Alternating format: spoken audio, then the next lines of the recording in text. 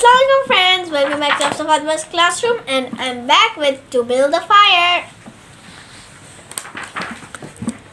If you broke the different layers, you could get very wet. This was why he jumped back in such fear. He felt the ground move under his feet and heard the ice break. Getting his feet wet in these low temperatures meant trouble and danger. If he was lucky, it only meant delay. He would need to stop and build a fire. His feet would be bare while he dried his socks and boots. He stood and studied the river. He thought that the water was flowing from the right. He thought a while, then stepped carefully to the left, checking the ground for each step. At exactly 12:30, he arrived to the river. He was pleased that he was moving so quickly. If he continued like this, he would certainly be with the boys by 6. He took off one glove, opened his jacket and shirt. He took out his lunch with one hand. This took just a quarter of a minute. But in that time, his bare fingers lost all their feeling. He did not put the glove on, but his fingers hit hard on his legs a dozen times. Then he sat down to eat on a thick branch covered with snow. His fingers hurt a short while after hitting them against his leg. But the pain stopped very quickly and he was worried because he couldn't feel anything. He hit his fingers again and again and put the glove back on. He took his other hand out of its glove to eat, but the ice round his mouth stopped him. He had no fire to warm himself. He laughed at himself for being a fool. And as he laughed, he noticed his fingers were losing their feelings. He also realized that the pain in his toes from walking was already disappearing. He wondered why. Perhaps they were too cold to feel anything? He moved the toes inside his boots and noticed that all the feeling was gone. He put the glove on quickly and stood up. He was a bit frightened.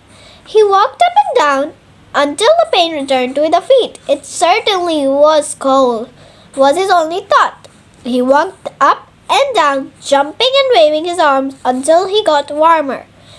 Then he got out matches and started to make a fire. He made his fire with bits of dry wood he found. Working carefully from a small beginning, he soon had a good hot fire. Over his fire, he melted the ice from his face. Then he ate his biscuits. For the moment, he was winning the battle against cold. Later, there isn't a lot of water coming out from the ground on this part of the river, the man thought. For half an hour, he didn't see any. And then it happened at a place where the soft, smooth snow looked like it was safe below. The man broke the ice. The water was not deep and with some effort he managed to get. But his feet and the bottom part of his legs were wet. He was angry and shouted. He hoped to be at camp with the boys at 6 o'clock. This accident meant a delay of 1 hour. He knew what he had to do now. Build another fire and dry his socks and boots. That was essential. He climbed up a slope to look for wood. On top, under some small trees, he found a pile of dry wood. It was mostly sticks, but also some larger branches and thin, dry grass from the summer. He threw several large pieces of wood onto the snow. This was the base to stop the young fire from melting the snow and going out. To start the fire, he lit a piece of tree bark from his pocket with a match. This burned better than paper. He put this on the base, then fed the fire with pieces of dry grass and the smallest sticks. He worked slowly and carefully. Slowly the fire grew stronger and he added larger sticks. He sat on his feet in the snow, pulling sticks from the pile, feeding them directly to the fire. He knew he must succeed. When it is 75 degrees below zero, a man with wet feet must manage to build a fire. Run along. If his feet are dry and he doesn't succeed, he can run along the path for half a mile. This will get his blood moving again. But running will not help. Wet and freezing feet when it is 75 below.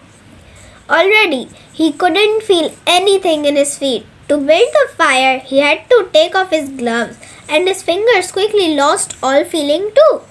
Before walking 4 miles an hour, his heart brought blood to his arms and legs.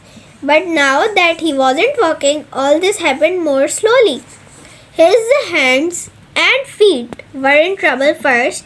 His wet feet froze faster. His fingers soon lost feeling too. Though they were not yet frozen, his nose and cheeks were already freezing. The skin of his whole body got cold as it lost its blood. But he was safe. The fire was beginning to burn well. He was feeding it with sticks the size of a finger. In another minute, he could feed it with the branches in the size of his arm. Then he could take off his wet boots and socks. While they were drying, he could keep his bare feet warm by the fire.